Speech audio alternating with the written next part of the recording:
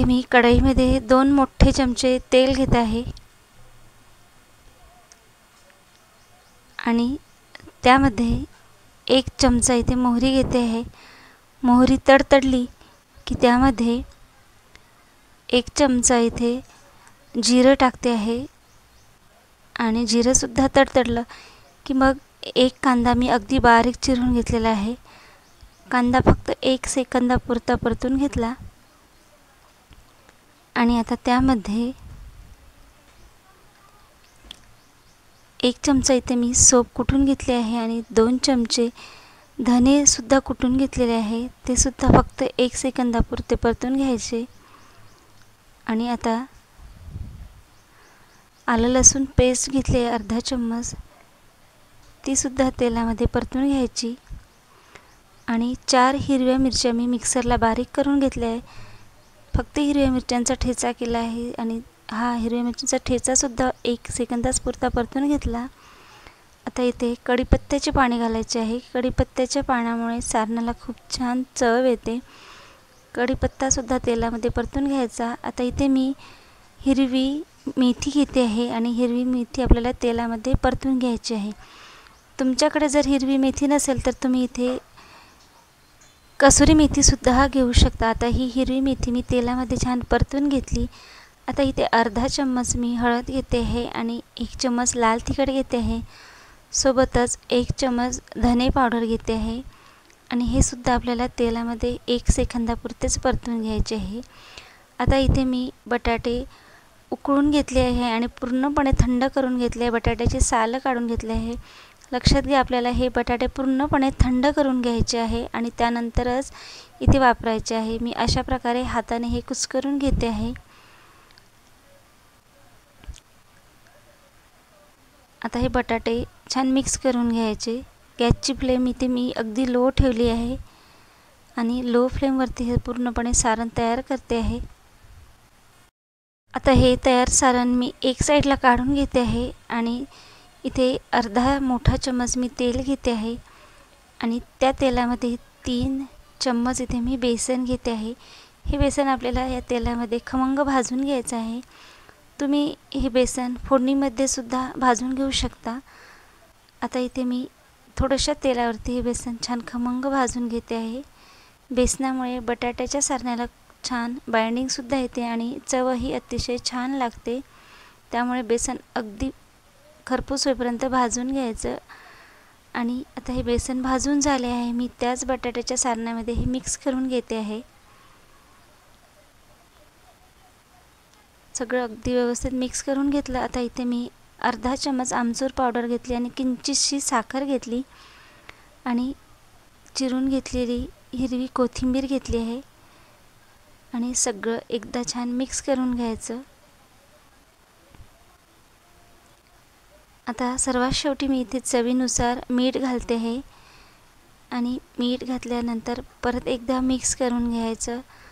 अगदी मस्त चटपटीत हे सारण तयार झालं आहे। आता हे सारण मी एका प्लेटमध्ये काढून घेतलेलं आहे आणि पूर्णपणे याला थंड करून घ्यायचं आहे। तोपर्यंत बॅटरसाठी इथे एक मोठं भांडं घेतलं आहे आणि त्यामध्ये 1.5 बाउल मी बेसन घेते आहे आणि त्यामध्ये तांदळाचं पीठ घालते आहे। 2 चम्मच इथे मी तांदळाचं पीठ घेतलेलं आहे आणि 1 चमचा ओवा हातावरती क्रश करून टाकते आहे। बेसन आहे त्यामुळे ओवा अवश्य टाकायचा, त्यामुळे बेसन पचायला मदत होते। आता पाव चमचा इथे मी हळद घेतली आहे आणि अगदी थोडंसं आलं लसूण पेस्ट घेतलं आहे आणि चवीनुसार इथे मीठ घालते आहे। अगदी किंचितसा सोडा यामध्ये घालायचा आहे आणि सुरुवातीला आपल्याला हे सगळं छान मिक्स करून घ्यायचं आहे।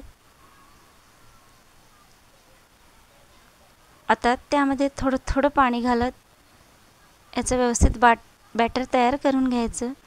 सुरुवातीलाच लगेच पूर्ण पाणी घालू नका, त्यामुळे पिठामध्ये गुठळ्या तयार होतील। थोडं थोडंच पाणी यामध्ये घालायचं आणि सगळं पीठ व्यवस्थित मिक्स करून घ्यायचे।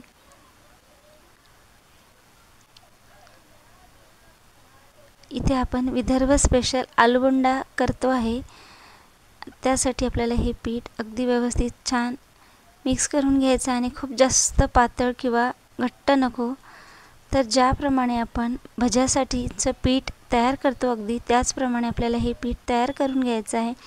बटाटा वड्याचं जे बाहेरील कोटिंग असते ते थोडंसं जाड असते.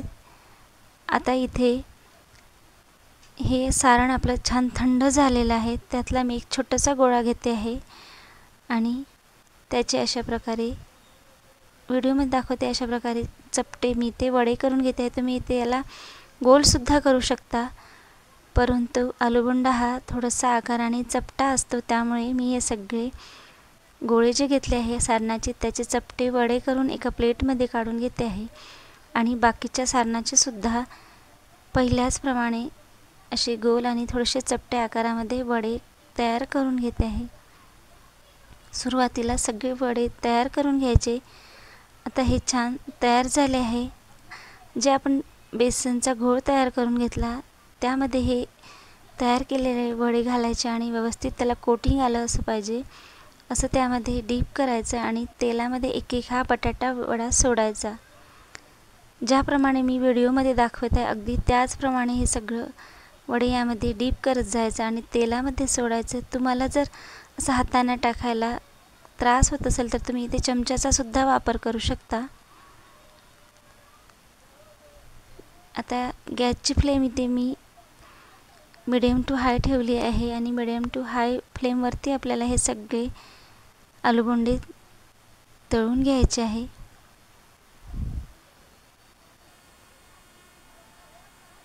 विदर्भामध्ये हे आलूबोंडे अतिशय प्रसिद्ध आहेत, चवीला अतिशय छान लागतात. आता हे आलूबोंडे तळून झालेले आहे. धो पावसामध्ये असे गरमागरम आलूबोंडे जर खायला मिळाले तर किती छान.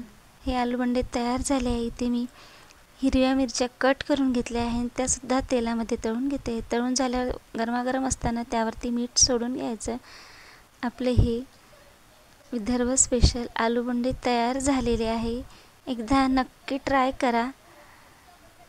तुम्हाला दाखवते आहे आतपर्यंत अगदी मस्त हे सारण भरल्या गेलेलं आहे आणि अगदी व्यवस्थित हा आलूबोंडा तयार झाला आहे. एकदा नक्की ट्राय करा आणि ही रेसिपी कशी वाटली ते कमेंटमध्ये सांगा. आता इथे दुसऱ्या प्रकारासाठी मी 2 बटाटे सोलून घेतले आहे, कच्चे बटाटे आहे आणि इथे मी चिप्सर घेतला आहे आणि अशा प्रकारे या बटाट्याचे मी चिप्स पाडून घेते आहे. अगदी पातळ आपल्याला हे चिप्स पाडून घ्यायचे आहे.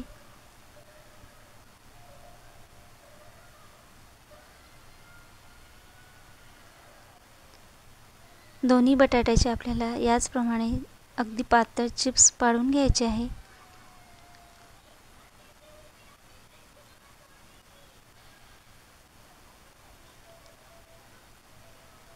आता हे अगदी पातळ चिप्स पाडून झालेले आहे. एका भांड्यामध्ये मी हे चिप्स काढून घेते आहे.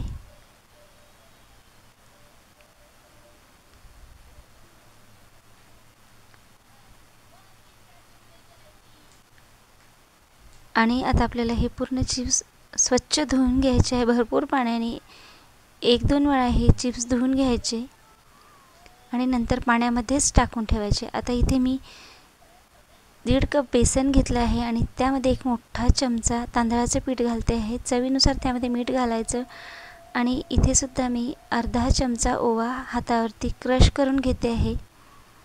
बेसनाच्या कुठल्याही रेसिपीमध्ये ओवा अवश्य वापरायचा. आता इथे पाव चमचा मी हळद घेतली आहे आणि सगळं छान एकदा मिक्स करून घ्यायचं. आता इथे मी थोडं पाणी घालत याचंसुद्धा व्यवस्थित बॅटर तयार करून घेतलं आहे. इथे मी थोडंसं आलं लसूण पेस्टसुद्धा वापरली आहे. अगदी थोडं पाणी यामध्ये घालायचं आणि याचंसुद्धा व्यवस्थित बॅटर आपल्याला तयार करून घ्यायचं आहे. बघू शकता याची कन्सिस्टन्सी. अगदी हे बॅटर तयार झालेलं आहे. आता जे आपण चिप्स पाडून घेतले होते बटाट्याचे ते चिप्स यामध्ये टाकून घ्यायचे आणि सगळे व्यवस्थित यामध्ये आतपर्यंत छान मुरेल असे मिक्स करून घ्यायचे.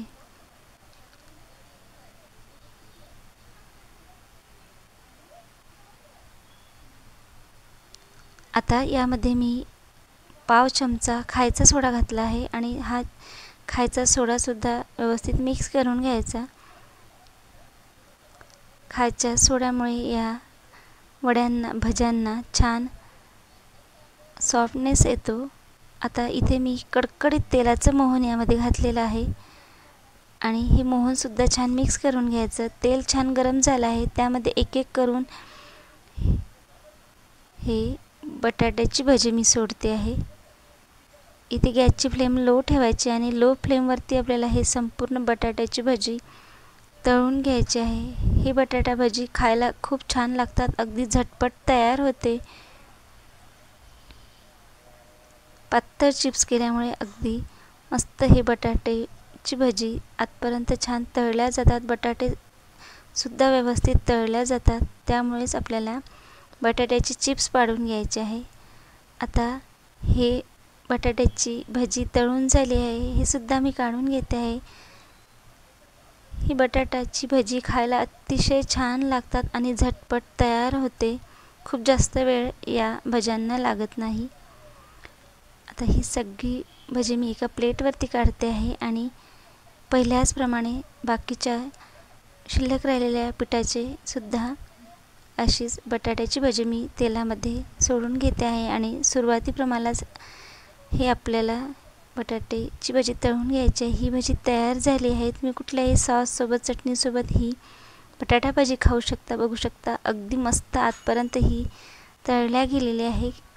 आता प्रकार तिसरा, त्यासाठी मी मिक्सरच्या पॉटमध्ये 1 चम्मच धने घेतले, 1 चम्मच सोप घेतले आहे, 1 चम्मच जिरे घेते आहे आणि 5 लाल मिरच्या घेते आणि याचं आपल्याला पाणी न टाकता जाडसर वाटण तयार करून घ्यायचं आहे।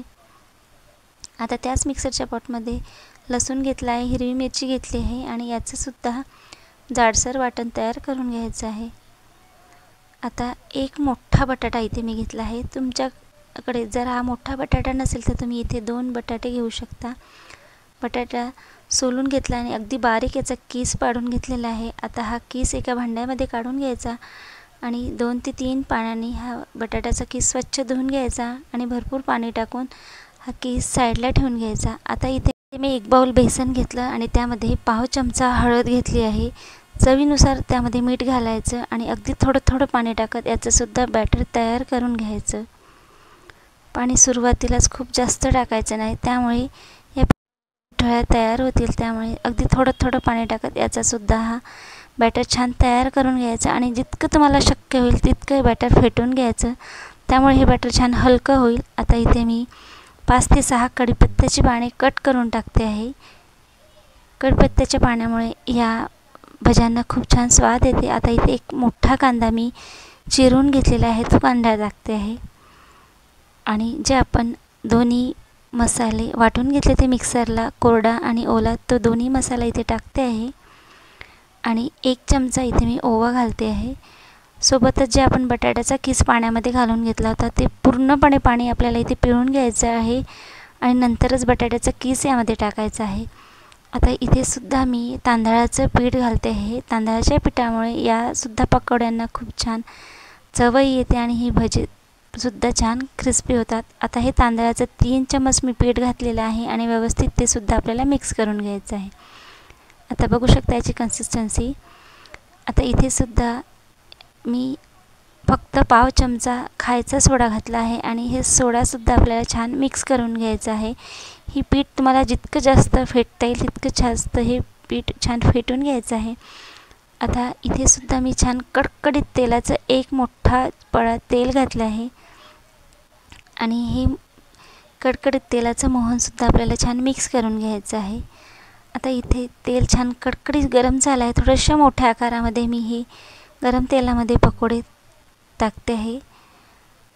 इथे आपण 2 प्रकारचे मसाले सुका मसाला आणि 1 हिरव्या मिरचीचा आणि आलं लसणाचा ओला मसाला, त्यामुळे या भज्यांना खूप छान टेस्ट येते। थोड्याशा मोठ्या आकारामध्येच हे पकोडे आपल्याला तेलामध्ये तळून घ्यायचे आहे। गॅसची फ्लेम इथे मीडियम टू हाय ठेवायची आणि मीडियम टू हाय फ्लेमवरती आपल्याला हे संपूर्ण तळून घ्यायचे आहे। पहिली साईड तळून झाली की दुसरी साईडसुद्धा व्यवस्थित तळून घ्यायची।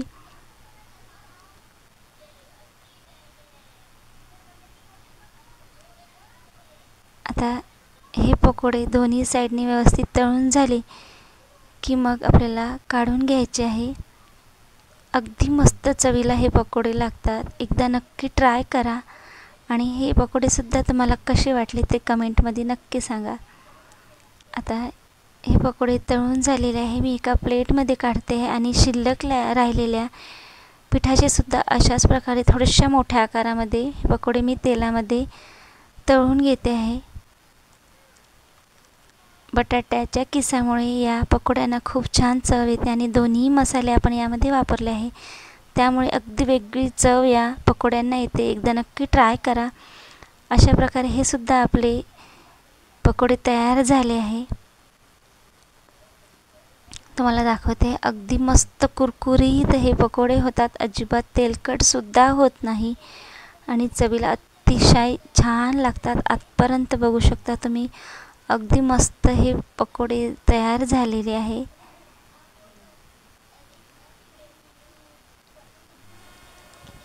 आणि इथे चौथ्या प्रकारासाठी मी लसूण आणि हिरवी मिरची घेतली आहे आणि कढीपत्त्याची पाने घेतली आहे. सोबतच हिरवी कोथिंबीर घेते आहे आणि अगदी थोडंसं पाणी टाकून आपल्याला मिक्सरमध्ये हे व्यवस्थित वाटून घ्यायचं आहे. बघू शकता इतकं बारीक मी हे केलेलं आहे. आता इथे मी एक मोठा बाउल गव्हाचं पीठ घेतलं आहे आणि त्यामध्ये अर्धा बाउल ज्वारीचं पीठ घेते आहे आणि अर्धा बाउल बेसन घेते आहे आणि त्यामध्ये अर्धा चमचा हळद घेतली आहे आणि भरपूर इथे तिखट घ्यायचं आहे. 2 चमचे मी तिखट घेतलं आहे आणि 2 चमचे इथे पांढरे तीळ घेतले आहे. 1 चमचा ओवा हातावरती क्रश करून टाकते आहे आणि जे आपण वाटण तयार करून घेतलं होतं मिक्सरमध्ये ते घालते आहे. सोबतच चवीनुसार मीठ घालते. 1 चम्मच धनेपूड घातला आहे आणि आता आपल्याला सुरुवातीला हे छान मिक्स करून घ्यायचे आहे. अशा प्रकारे 3 पिठे एकत्र मिक्स करून पहा. मुलं ज्वारी खायला त्रास देतात, ज्वारी त्यांना नको असते, तेव्हा तुम्ही अशा प्रकारे मुलांना या पदार्थामुळे ज्वारीसुद्धा घालू शकता. आता अगदी थोडं थोडं पाणी टाकून आपल्याला या पिठाचा छान गोळा तयार करून घ्यायचा आहे. सुरुवातीलाच खूप जास्त पाणी टाकू नका. अगदी थोडं थोडं पाणी टाकत याचा अगदी तुम्हाला जितका जास्त घट्ट गोळा तयार करता येईल तितकं जास्त हे आपल्याला घट्ट तयार करून घ्यायचं आहे आणि छान एकदा हे मळून घ्यायचं. तुम्ही बघू शकता अगदी घट्ट हे पीठ मी तयार करून घेतलेलं आहे. आता यातला छोटासा गोळा मी इथे घेते आहे. आपण इथे तिखट मिठाच्या पुऱ्या करतो आहे. अशा प्रकारे मिक्स पिठांच्या पुऱ्या मुलांना नक्की खाऊ घाला. आता एकदा छोटासा गोळा मी घेतला आहे आणि अगदी थोडंसं त्याला कणिक लावली आहे आणि पोळपाटावर याची पुरी लाटून घेते आहे. खूप जास्त छोटी किंवा मोठी आपल्याला ही पुरी लाटायची नाही. दोन्ही साईडने व्यवस्थित ही पुरी लाटून झालेली आहे. आता मी एका प्लेटमध्ये ही पुरी ठेवते आहे आणि पहिल्याचप्रमाणे याचासुद्धा छोटासा गोळा घेतला आहे आणि अगदी थोडीशी कणिक लावून ही सुद्धा पुरी पहिल्याचप्रमाणे लाटून घेते आहे. आता इथे मी तेल छान गरम केलेलं आहे आणि गरम तेलामध्ये ही पुरी तळून घेते आहे. ही मिश्र पिठाची तिखट मिठाची पुरी चवीला अतिशय छान लागतात आणि 3 ते 4 दिवस ही पुरी आरामात टिकते. तेलामध्ये सोडल्यावर अशा प्रकारे मी झाऱ्याने वरती तेल सोडते आहे आणि ही पुरी बघू शकता अगदी मस्त टम्म फुगलेली आहे आणि पहिली पुरी वरती आली की मग त्यामध्ये मी दुसरी पुरीसुद्धा तळते आहे. गॅसची फ्लेम इथे मी मीडियम ठेवली आहे आणि मीडियम फ्लेमवरती या पुऱ्या तळून घ्यायच्या आहे. पहिली पुरी दोन्ही साईडने व्यवस्थित तळून घ्यायची आणि दुसरी पुरीसुद्धा पहिल्याचप्रमाणे तळून घ्यायची. बघा पुऱ्या किती छान फुगलेल्या आहे. दुसरी पुरीसुद्धा अशीच तळून घ्यायची. या मिश्र पिठांच्या पुऱ्या खायला अतिशय छान लागतात. तुम्ही मुलांना टिफिनमध्ये देऊ शकता किंवा कुठे प्रवासाला जर जात असाल तर प्रवासालासुद्धा टिफिनमध्ये तुम्ही ह्या पुरी नेऊ शकता आरामात. 4 ते 5 दिवस टिकतात आणि चवीला खायला अतिशय छान लागतात. सगळ्या पुऱ्या मी याचप्रमाणे तळून घेते आहे. एकदा तुम्ही ही तिखट मिठाच्या पुऱ्या नक्की ट्राय करा आणि ही सुद्धा रेसिपी तुम्हाला कशी वाटली ते कमेंटमध्ये नक्की सांगा. अशाच एक एक पुऱ्या मी सगळ्या तळून घेते आहे. मीडियम फ्लेमवरती संपूर्ण पुऱ्या आपल्याला तळून घ्यायच्या आहे.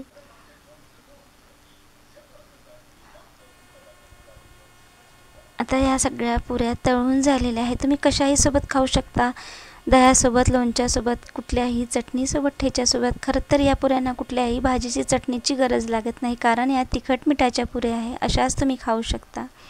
चवीला अतिशय छान तर लागताच, पण आरामात 4 ते 5 दिवस टिकतात. आजच्या तुम्हाला दाखवलेल्या सगळ्या रेसिपी एकदा नक्की ट्राय करा. बघू शकता ह्या पुऱ्या किती छान झालेल्या आहे. आणि ह्या सगळ्या रेसिपी तुम्हाला कशा वाटल्या ते कमेंटमध्ये नक्की सांगा.